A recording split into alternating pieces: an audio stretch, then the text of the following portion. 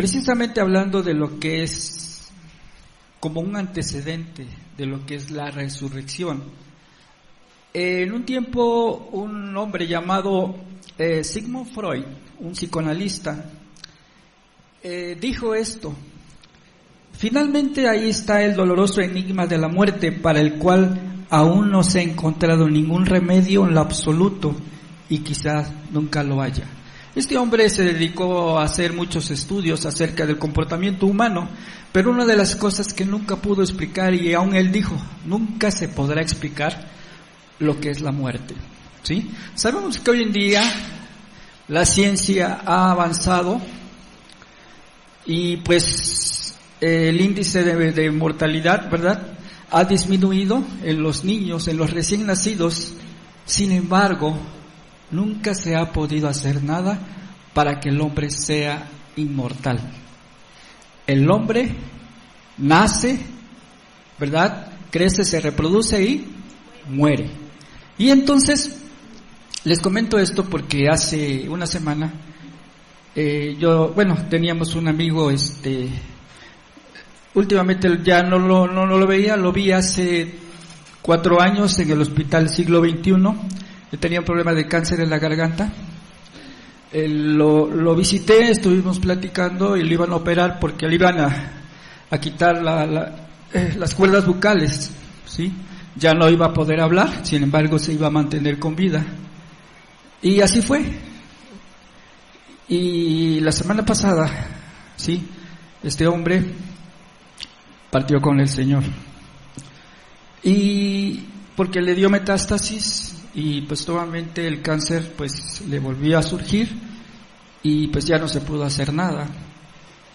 Estaba por visitarlo cuando me dijeron, ¿sabes qué?, él ya partió con el Señor. Y a lo que voy es a esto, hermanos. El hombre, tarde que temprano, va a morir, ¿sí? Muchas personas hacen todo por alargar el tiempo de vida, pero esto, hermanos, en todos los estratos sociales, sean ricos, sean pobres, sean personas analfabetas, sean personas estudiadas, sean de todo tipo de personas, tarde que temprano, ¿qué?, vamos a morir.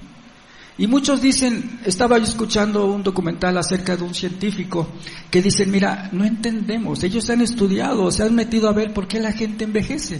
Dice, si las células, no es que la gente muera porque envejece, porque en sí las células, cuando unas mueren, otras, ¿qué?, nacen. Y si ustedes se pueden dar cuenta, por ejemplo, cuando ustedes se hacen un rasguño o una cortadita, esa costrita que se forma, esas son células muertas, pero surgen nuevas que cubren esa parte. Entonces dice, ¿qué es lo que pasa? ¿Por qué la gente muere si aún las células se regeneran? No mueren. Y entonces llegaban a la conclusión de que lo que realmente provoca la muerte, dice, eso ya está en nuestros genes. Eso es algo que ya viene integrado en nuestros genes, que tarde o temprano va a morir la gente por una enfermedad, la que sea, va a morir. Y entonces el hombre, cuando dice que se toca este punto, normalmente trata de evadirlo, trata de no comentar y decir, no, vamos a hablar de otras cosas, ¿verdad? No hablar acerca de la muerte. Sin embargo, es una realidad. Es algo que va a pasar. Tarde que temprano, a todos nos llegará ese tiempo, ¿sí? Pero aquí lo importante, hermanos, es que la gente pues hace todo por querer no morir, sí, se toman muchos medicamentos, puede ser una persona, un atleta, y de pronto muere, ¿sí? Entonces, ¿por qué la gente muere? Esto es lo que la ciencia ha explicado, que dice que no han entendido este enigma, por más que quieren entender, la gente muere, y aún las células se regeneran, pero va a morir. Y entonces, yo recuerdo hace un tiempo también algo que me pudo mucho. Yo tenía un compañero en la universidad, casi un hombre de estos que juegan básquetbol, muy alto, casi cerca de los 1,90 y tantos. Cuando yo me juntaba con él me decían que yo era su guarura. Sí, que yo era su guarura. Le decía, sí, yo soy su guarura.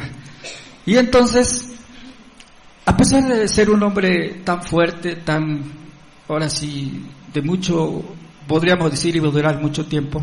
Un día tuvo un problema en el corazón y murió de un infarto. Yo no lo sabía. Un día hablé a su casa y le dije, oye, ¿me puedes dar noticias de Héctor? ¿Cómo está? Y me dijo su hermano, discúlpame, mi hermano ya partió con el Señor. Entonces yo dije, Dios, ¿por qué muere la gente? ¿Por qué pasa esto, no? Y déjenme decirles algo. Yo soy producto de un milagro de Dios que yo no lo entendí hasta que llegué a conocer de Dios.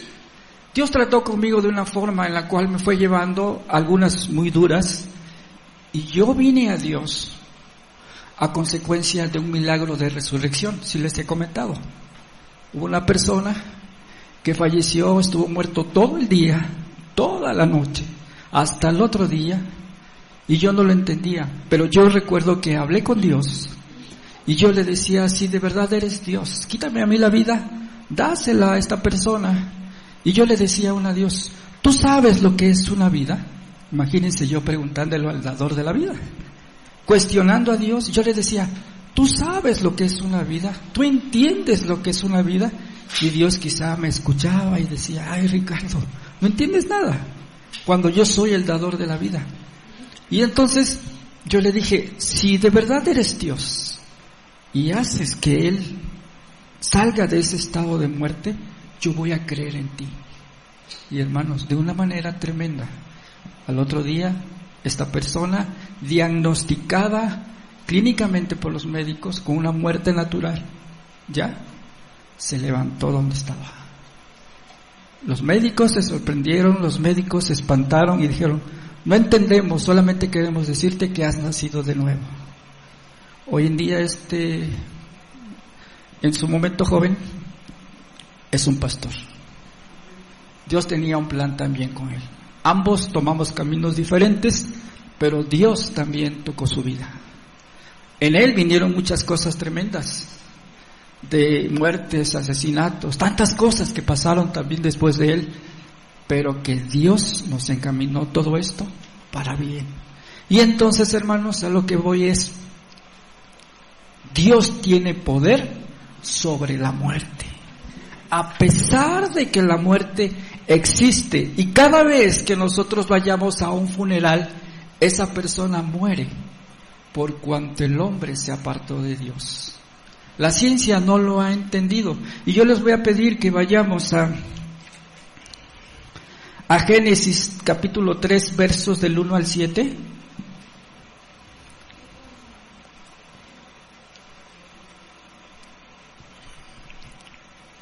La ciencia no puede explicar, pero la Biblia nos explica por qué la gente muere físicamente y primeramente espiritualmente. ¿Ya lo tenemos? Dice, pero la serpiente era astuta, más que todos los animales del campo que Jehová Dios había hecho, la cual dijo a la mujer, ¿con que Dios ha dicho, no comáis de todo árbol del huerto? Fíjense cómo Satanás cambia la palabra. ¿Sí? Lo que Dios te dice y lo que Él te dice. Dice, y la mujer respondió a la serpiente, del fruto de los árboles del huerto podemos comer, pero del fruto del árbol que está en medio del huerto, dijo Dios, no comeréis de él, ni le tocaréis para que no muráis. Entonces la serpiente dijo a la mujer que no moriréis. Fíjese cómo cambia la palabra de Dios. Dios dijo, pueden comer de todo árbol, menos de uno. Y la serpiente dijo, no, él dijo que de todos. Y ella dijo, no, solo de uno. Dijo, no. Dice, porque si nosotros comeríamos íbamos a comer de ese árbol, íbamos a morir. Y dijo, no van a morir. Dios está mintiendo. Dios no les está hablando con la verdad. Y entonces dice, no comeréis de él ni le tocaréis para que no muráis. Entonces la serpiente dijo a la mujer, ¿qué? No moriréis, sino que sabe Dios que el día que comáis de él serán abiertos vuestros ojos y seréis como Dios, sabiendo el bien y el mal. Él te quiere siempre llevar. Esa siempre ha sido la actitud de Satanás, ser como Dios. Por eso dice en la palabra que dijo, subiré al cielo y seré semejante al Altísimo. Él siempre ha querido ser Dios, Él siempre ha querido ser adorado. ¿Recuerdan cuando dice que llevó a Jesús al lugar más alto y le dijo, le enseñó todos los principados, todos los reinos, y le dijo, todo esto te daré si, ¿qué? Postrado me adorarás. Entonces, ¿cuál es el objetivo de Satanás? Ser adorado, ser igual que Dios. Y con ese mismo sentir tentó al hombre y le dijo, no, lo que pasa es que Dios no quiere que ustedes coman de ese árbol, porque el día que ustedes coman de ese árbol se van a hacer como Dios. Van a saber lo bueno y van a saber lo malo. Y dice, sino que el día que comáis de él serán abiertos vuestros ojos y seréis como Dios, sabiendo el bien y el mal. Y vio la mujer que el árbol era bueno para comer y que era agradable a los ojos y árbol codiciable para alcanzar ¿qué? La sabiduría. Y tomó de su fruto y comió y dio también a su marido, el cual comió así como ella. Entonces fueron abiertos los ojos de ambos y conocieron que estaban desnudos. Entonces cosieron hojas de higuera y se hicieron delantales. Entonces vemos aquí que aquí el hombre desobedece a Dios. De lo que Dios le había dicho que no hiciera, eso hace. Y dice que el pecado es atractivo al hombre. ¿Qué dice aquí de la palabra? Que el fruto fue ¿qué? Agradable a los ojos. Entonces el pecado, hermanos, es agradable. El pecado nos gusta. Y entonces dice aquí que fue agradable y era codiciable para comer. Entonces aquí la mujer vemos que come y comparte de este fruto con Adán, y ambos se apartan de Dios, y entonces sus ojos son abiertos y descubren que están desnudos. Yo recuerdo en una ocasión, mi hijo Joel estaba pequeño, tendría como unos 5 años, 4, y le leía esta parte, y yo le decía a Joel, mira, estaban hasta desnudos. Y dice, pues sí, papá, pues si nada más eran ellos dos. ¿Verdad? Dice, pues sí, digo, y no les daba pena. Dice, pues sí, pues nada más estaban ellos dos. Y yo le decía, pues sí, cierto, ¿verdad? Y entonces, hermanos, vemos aquí cómo vino la muerte. Cómo vino la muerte espiritual, pero también la muerte física. Dice el 19, ahí mismo, verso 3, capítulo 3, verso 19. Dice, con el sudor de tu rostro comerás el pan hasta que vuelvas a la tierra, porque de ella fuiste tomado, pues polvo eres y al polvo volverás. Entonces aquí Dios le dice, bueno, has comido del fruto prohibido, ahora vas a trabajar. No quiere decir que antes no se trabajaba. Ahora con el sudor de tu frente o de tu mente ahora, ¿verdad? Algunos de diferente trabajo físico y intelecto. Pero también les dice que volverían ¿qué? Al polvo. Porque del polvo fuiste tomado, del polvo eres y al polvo volverás. Entonces el hombre, cuando se separa de Dios, no tan solo se separa espiritualmente, sino que también tiene que morir físicamente. Entonces cada vez que nosotros vamos a un funeral, o cuando vayan a nuestro funeral, va a ser consecuencia desde que un día el hombre, por cuanto un día el pecado entró por un hombre, así mismo pasó a sus generaciones. Y entonces por eso el hombre muere. Por eso el hombre, ustedes dicen, pero ¿por qué Dios? ¿Por qué pasa esto? Pues porque un día un hombre abrió una puerta y dejó entrar la muerte espiritual, pero también la muerte física. Entonces, hermanos, cada vez que nosotros veamos a alguien que están enterrando, es culpa del pecado. Y dice Romanos 5:12, vamos a Romanos 5:12.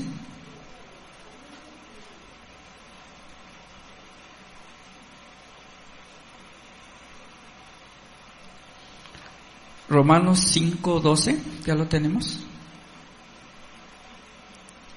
Dice la palabra del Señor: por tanto, como el pecado entró en el mundo por un hombre, y por el pecado la muerte, así la muerte pasó a todos los hombres por cuanto todos pecaron. Entonces, por cuanto el pecado entró por primera vez a través de un hombre, Adán y Eva, esto vino de generación en generación. Y dice, ¿y por el pecado qué vino? La muerte. Dice que la paga del pecado es ¿qué? Muerte. Y entonces viene la muerte, sí espiritual, pero también física. Y dice que entonces, así la muerte pasó a todos los hombres por cuanto todos pecaron. ¿Y todos hemos pecado? Todos hemos pecado. Yo he escuchado una vez una persona que decía que los niños no tenían pecado, pero los niños mueren. Entonces, ¿los niños tienen o no pecados? Sí, porque vienen de generación en generación. Por cuando entró el pecado en un hombre, pasó a todos. ¿Sí? Entonces, hermanos, es por esto que el hombre muere, por cuanto se separó de Dios. Pero el hombre común no las entiende, porque las cosas espirituales de Dios se disciernen espiritualmente, y por más que quieran entenderlo a través de la ciencia, hermanos, nunca van a poder entender las cosas de Dios. Hubo un hombre llamado Voltaire hace muchos años, un francés, que dijo que la Biblia iba a pasar a la historia, que iba a ser un libro de mitología, de cuentos, y que ahí iba a quedar. Y este hombre un día, como todos, murió. Y saben que ahora las sociedades bíblicas, donde se imprime el mayor número de Biblias en Europa, compró su casa. ¿Y saben en qué se convirtió esta casa? En el mayor en la mayor empresa de impresión de Biblias en lo que es Europa, su casa. Que este hombre dijo que la Biblia iba a pasar a la historia, que iba a ser un libro mitológico de mitos. ¿Y qué vemos? Que ahora su casa es el centro de distribución más grande de Europa para las Biblias. El hombre muere, hermanos, pero su palabra no pasa, su palabra sigue. Entonces, hermanos, cuando Pablo dice que le emociona desmedidamente el momento en que seamos vestidos de incorrupción, pero hay una frase de Pablo que me llama mucho la atención. En el verso 55 dice, tenemos a un hombre que sabe que la muerte es un enemigo derrotado. Ahora que nosotros hemos abrazado la fe en Jesucristo, hermanos, sí vemos personas que mueren, pero ya no nos debe de dar tristeza o desesperanza o decir, ¿qué va a pasar? Porque realmente el hombre a lo que le teme es que va a venir después de la muerte. ¿Qué va a suceder? Muchos dicen, es que no hay nadie en quien haya ido a la muerte y haya resucitado o haya venido y nos haya contado qué hay allá. Yo quiero decirles que sí hay uno que murió y nos cuenta y se llama Jesús. Y entonces Él nos dice que los que vienen a Él, hermanos, aunque mueran, vivirán. Entonces, Pablo aquí dice, ¿dónde está, oh muerte, tu aguijón? ¿Dónde, sepulcro, tu victoria? Es casi una burla al reconocer a un enemigo que se enseñoreaba de la humanidad, pero ahora está vencido gracias al sacrificio del Cordero. Hermanos, realmente la muerte es algo muy fuerte, muy poderoso. Se burlaba de los hombres y aún de los que no tienen a Dios. Es algo muy fuerte. El pecado es algo muy fuerte, hermanos, que le costó la vida a Dios, a Jesús. Entonces vemos cuánta fuerza tiene el pecado, que tuvo que morir Dios a causa de nosotros. Y entonces el viernes, ¿verdad? El viernes estuve en la ciudad de Querétaro y me tocó por coincidencia ver la procesión y de alguna manera trajo a mi mente cómo Jesús, porque los actores tratan de demostrar cómo fue el evento, pero por un momento relacioné lo que Dios hizo por nosotros y dije, Dios, no hemos entendido aún lo que tú has hecho o lo que hiciste en esa cruz, cómo fuiste torturado, cómo fuiste sacrificado, porque esta fue la manera. Cuando el hombre peca, cuando el hombre se separó de Dios, porque Dios es santo, entonces el hombre ya no pudo venir a Dios. Entonces la única manera de poder venir a Dios era a través de sacrificios de algunos animales, de algunas palomas y de corderos. Y entonces cuando la persona pecaba, venía y ofrecía un cordero, y de esta manera se liberaba de su pecado a través de ese sacrificio de cordero y derramamiento de sangre. Entonces de esta manera Dios perdonaba nuestras faltas a través de ese sacrificio del cordero, y durante mucho tiempo así se hizo. Pero para que entonces fuera algo ya constante, para siempre, eterno, imagínense, por cada uno de nosotros tendríamos que tener muchos corderitos o un corral muy grande para sacrificar por el número de personas que somos. Y dijo Dios, no, solamente va a haber un cordero, que no tan solo va a perdonar tus pecados, sino de las siguientes generaciones. Es un sacrificio eterno. Y entonces para eso vino Jesús, tomó la forma humana y murió por ti, murió por mí. Y entonces ese sacrificio fue aceptado por Dios, y entonces ahora Dios ya no ve mi pecado, sino ve la sangre de Cristo en mi vida, ¿sí? Y entonces Dios pasa así como el ángel de la muerte cuando pasaba y veía el cordero en los dinteles, la sangre del cordero que pasaba. Entonces Dios ve la sangre de su Hijo en mi vida y dice, Ricardo, cada uno de ustedes han sido perdonados sus pecados. Pero lo importante de esto, hermanos, es que ahora Cristo ha resucitado. Sí se muere por la consecuencia del pecado, pero Satanás, cuando ve morir a Jesús y es llevado a la tumba, dice, lo vencí, le gané, maté al Mesías. Pero no se daba cuenta que esto era una parte de lo que Jesús vino a cumplir. Lo más importante es que Jesús resucitó también. Y hermanos, cuando Jesús resucita, cumple 8 puntos, al menos 8 puntos. Yo quiero que vayamos a 1 Corintios 15, 17.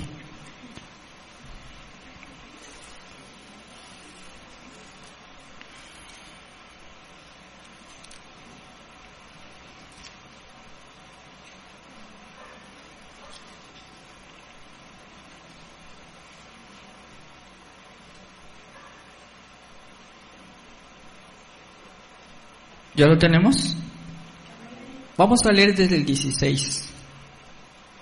Dice, porque si los muertos no resucitan, tampoco Cristo resucitó. Y si Cristo no resucitó, ¿qué?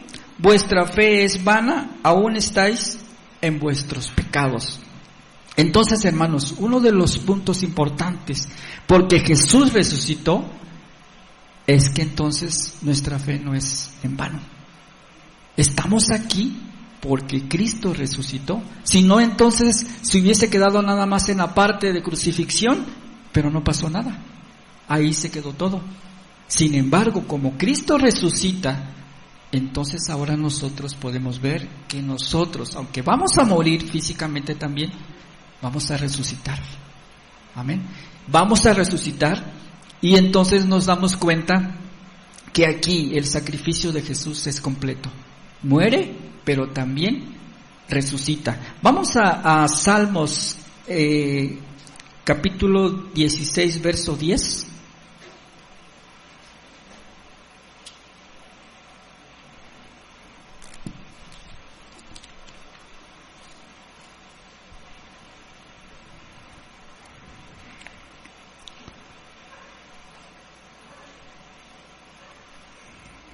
¿Ya lo tenemos? Salmos capítulo 16, verso 10. Dice, porque no dejarás mi alma en el Seol, ni permitirás que tu santo vea corrupción. Fíjese, aquí en este salmo es el Antiguo Testamento y está hablando de la resurrección y está hablando de Jesús. Dice, porque no dejarás mi alma en el sepulcro, ni permitirás que tu santo vea corrupción. ¿A qué se refiere corrupción? ¿Se acuerdan cuando Jesús va a donde está la tumba de Lázaro? ¿Qué le dice María? ¿Ya tiene cuántos días? 4 días, ya hiede, ¿verdad? O sea, ya huele mal, ya está descompuesto porque ya entró en corrupción, ya entró en un estado de desintegración de la materia, ¿sí? Ya pues ya está podrido, podría decirse, ¿no? Y dice aquí la palabra que Jesús dijo que no verá corrupción, es decir, Él no llegó hasta el 4.º día donde el cuerpo entró en descomposición, no, Él fue despertado antes del tiempo en que el cuerpo empieza a corromperse, ¿sí? Y entonces aquí vemos que dice desde el verso del capítulo 16 del Antiguo Testamento de Salmos, dice: porque no dejarás mi alma en el sepulcro, ni permitirás que tu santo vea corrupción. Dios resucita. Aquí hablaba ya de la resurrección. Aquí hablaba de que no iba a quedarse en el sepulcro y nunca se quedó, porque Él está vivo. Por eso la palabra de Dios dice: Jehová es el Dios ¿qué? De Isaac. ¿De quién más? De Abraham. ¿Y de quién? Y fíjense, no dice fui el Dios de Abraham, de Isaac o de Jacob. No lo dice así. Dice soy. ¿Por qué? Porque entonces Isaac, Abraham y Jacob están ¿qué? Vivos. Están vivos. Entonces los que creemos en Dios, hermanos, estamos vivos. Aunque físicamente sí, pero espiritualmente estamos vivos. Amén. Entonces vemos que uno de los puntos importantes de la resurrección es que nuestra fe no es en vano. Nosotros somos ahora cristianos, sí, porque hemos aceptado a Jesús y lo hemos recibido como nuestro Señor y Salvador, pero también sabemos que si Cristo resucitó, también nosotros resucitaremos. Vamos como el segundo punto. 1 Corintios 15, del 54 al 55. Vamos a leer 1 Corintios 15.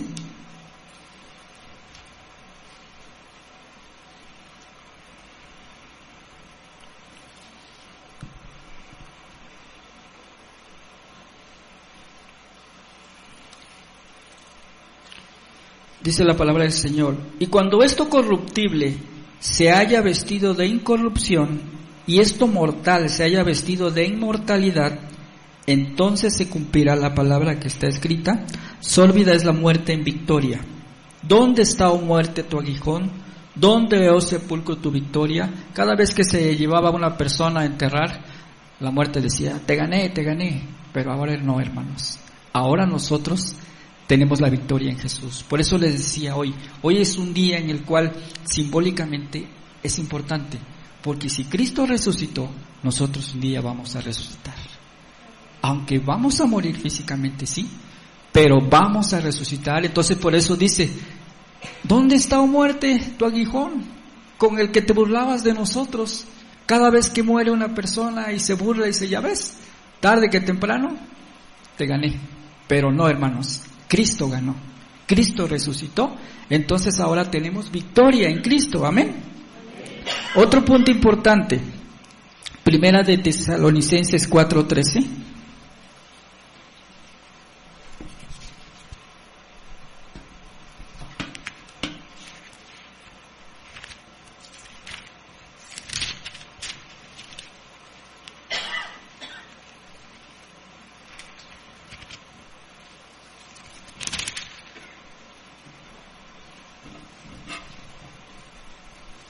¿Ya lo tenemos? Dice: tampoco queremos, hermanos, que ignoréis acerca de los que duermen, para que no entristezcáis como los otros que no tienen esperanza.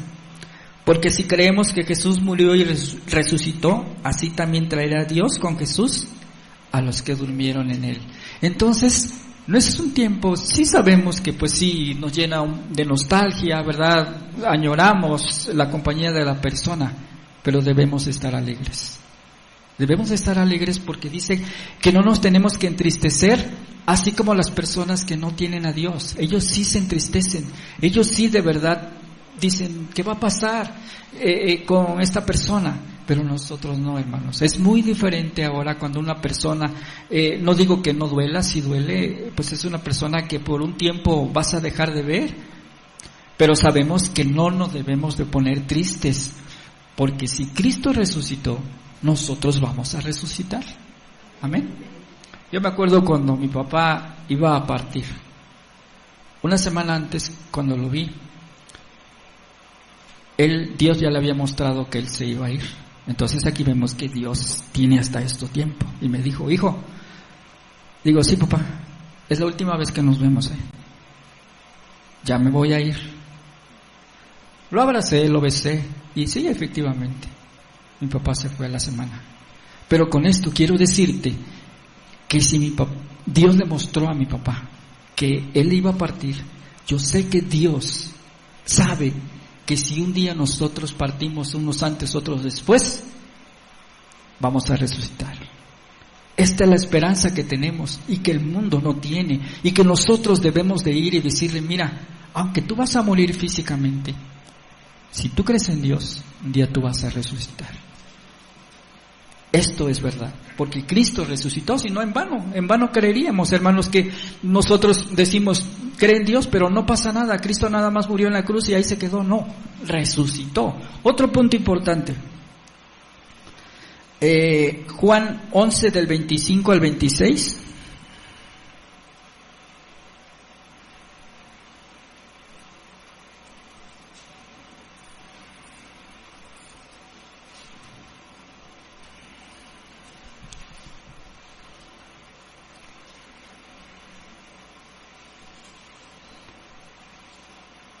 Vamos a leer desde el 21.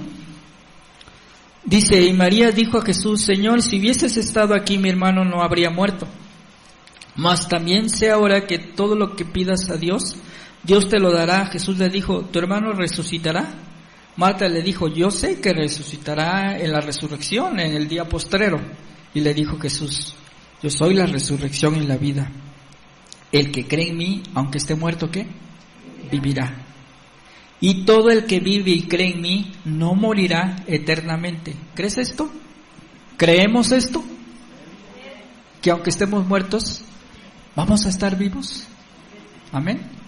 Entonces, hermanos, dice, a María le decía sí, pero en lo postrero. Por ejemplo, ¿cuándo nosotros tenemos vida eterna? ¿Cuando morimos? ¿De ahí empieza la vida eterna? ¿Cuándo empieza la vida eterna?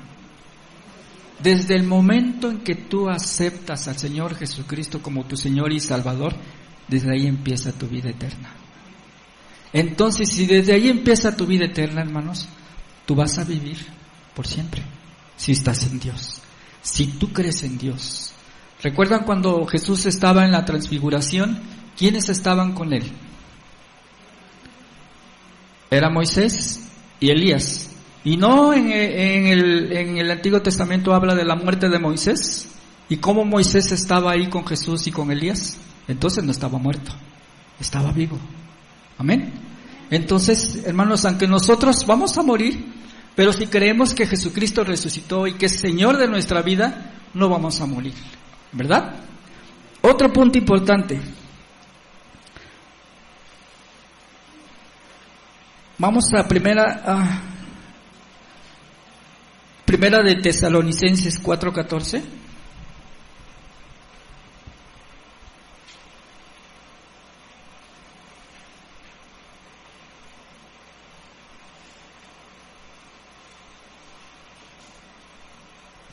¿Ya lo tenemos? Dice, porque si creemos que Jesús murió y resucitó, así también traerá Dios con Jesús a los que durmieron en él.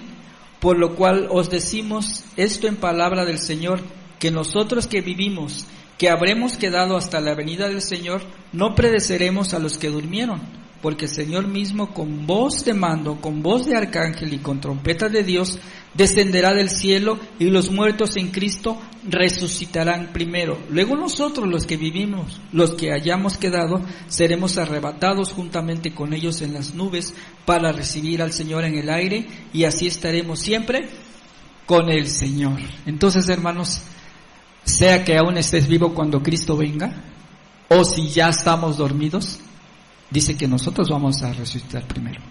Amén. Y estaremos y recibiremos al Señor en las nubes. Hermanos, entonces no vamos a estar muertos. Amén.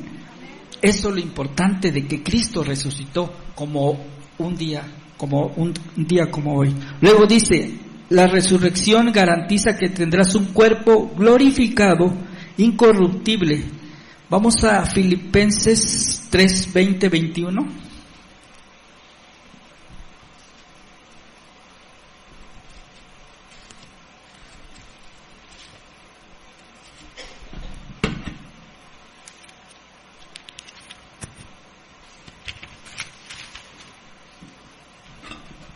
¿Ya lo tenemos? Filipenses capítulo 3, versos del 20 al 21.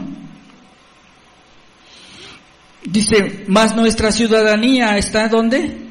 En los cielos, de donde también esperamos al Salvador, al Señor Jesucristo, el cual transformará el cuerpo de la humillación nuestra para que sea semejante al cuerpo de la gloria suya, por el poder con el cual puede también sujetar a sí mismo todas las cosas.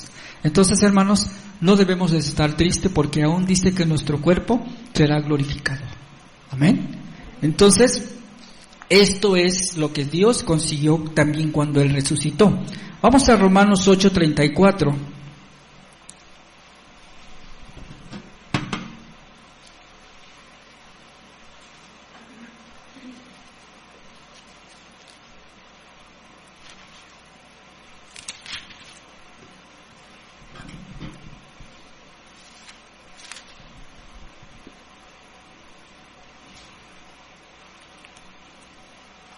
Dice, ¿quién nos separará del amor de Cristo? ¿Tribulación, o angustia, o persecución, o hambre, o desnudez, o peligro de espada? Como está escrito, por causa de ti somos muertos todo el tiempo, somos contados como oveja de matadero. Antes, en todas estas cosas somos más que vencedores por medio de aquel que nos amó, por lo cual estoy seguro de que ni la muerte, ni la vida, ni ángeles, ni principados, ni potestades, ni lo presente, ni lo porvenir, ni lo alto, ni lo profundo, ni ninguna otra cosa creada nos podrá separar del amor de Dios que es en Cristo Jesús, Señor nuestro. ¿Nos podrá separar la muerte de Dios? No nos va a separar. Nada, hermano, nos va a separar de Dios. Amén. Como punto final de los 8 puntos, la resurrección te motiva a abandonar el pecado y tener una vida santa. Vamos a Romanos 6:4, ahí mismo.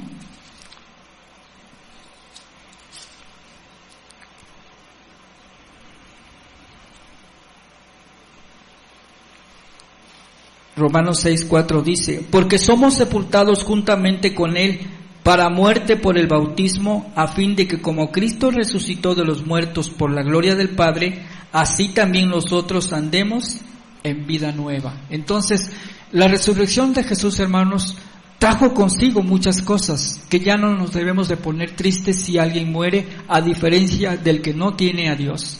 Yo les comentaba a mis hermanos, si algún día me toca partir, no estén tristes. Es una graduación, es algo que realmente voy a estar con Dios. A mí me gustan mucho las herramientas. Bueno, la gran mayoría de los hombres les gustan las herramientas, ¿no? Al pastor Luis, ¿verdad? Le gusta mucho la herramienta. Y yo le decía a Isabel, cuando yo me vaya, me mandan a hacer una caja de muerto, pero de caja de herramientas. ¿No? ¿Verdad? Para que allá esté trabajando. No, allá no hay trabajo, ¿verdad? Pero algo chusco, ¿verdad? Algo que realmente, o ponerme, le digo, me ponen una carita como de sabrita y le dice, sonríe, ¿verdad? Cristo te ama, ¿no? Que algo que sea algo, pues, alegre, porque en realidad vamos con Dios. Amén, hermanos. Miren, y hablando de resurrección, yo quiero que vayamos a Job, capítulo 1.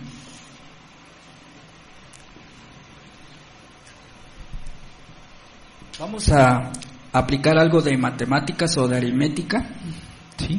Y ustedes van a sacarlo.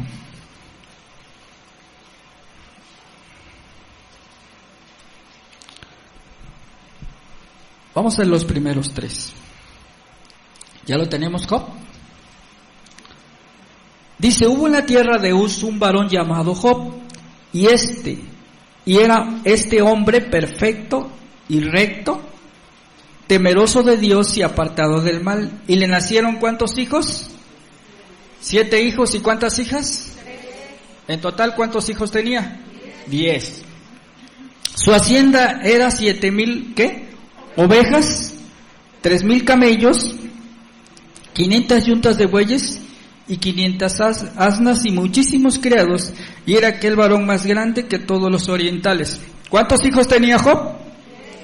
¿Cuántos camellos? A ver. 3,000. ¿Cuántas ovejas? 7,000. Al final de la crisis de Job, dice que Dios le bendijo con lo doble. Si tenía 10 hijos, ¿cuántos hijos tenía que haber tenido al final? 20. Y dice, y le nacieron 7 hijos y 3 hijas, y su hacienda eran de 7,000 ovejas. ¿Cuántas ovejas tenía que tener? 14.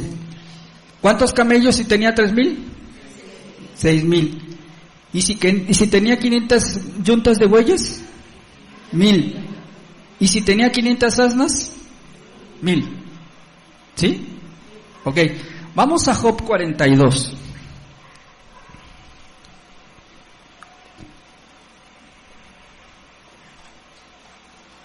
Vamos a leer desde el 10.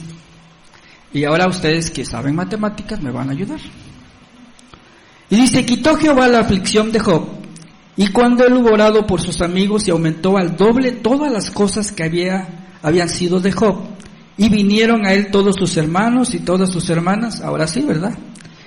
Y todos los que antes le habían conocido y comieron con él pan en casa y se condolieron de él, y antes no.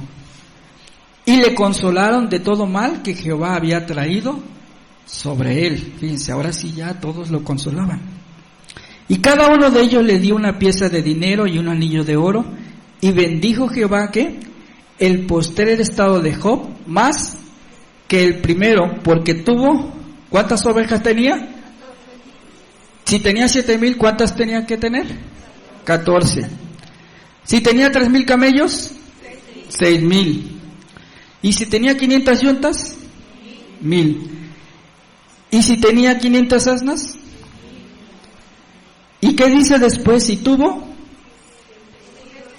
7 hijos y 3 hijas, o sea, tuvo 10. ¿Aquí qué? ¿Le fallaron las matemáticas a Dios? ¿Cuánto tenía que haber tenido? 20. ¿Y por qué nada más le dio 10?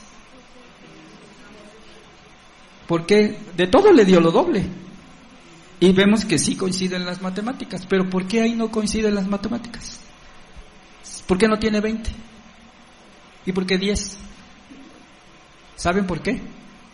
Porque los que están en Dios nunca mueren. Es decir, los 10 hijos que tuvo primero no murieron, estaban vivos. Y entonces, ¿cuántos hijos tuvo al final? 20. ¿Se dan cuenta cómo la Biblia no se equivoca? Los demás sí murieron, por eso le dio lo doble. Pero en los hijos de Job, nada más tuvo 10 al final, porque los 10 primeros estaban vivos. No murieron, por eso se quedó con los 20. Y por eso solo le dio 10, porque le dio lo doble, porque los primeros no murieron. Si tú un día te vas, quiero decirte que no vas a morir, vas a contar. Amén. Dios les bendiga mucho, hermanos. Hoy es un día para estar contentos, bueno, todos los días, pero hoy un día recordando que así como a Job Dios le dio lo doble, Dios, hermanos, nos ha dado vida eterna. Amén. Que Dios te bendiga, coman rico y alégrense. Amén. Dios les bendice, hermanos.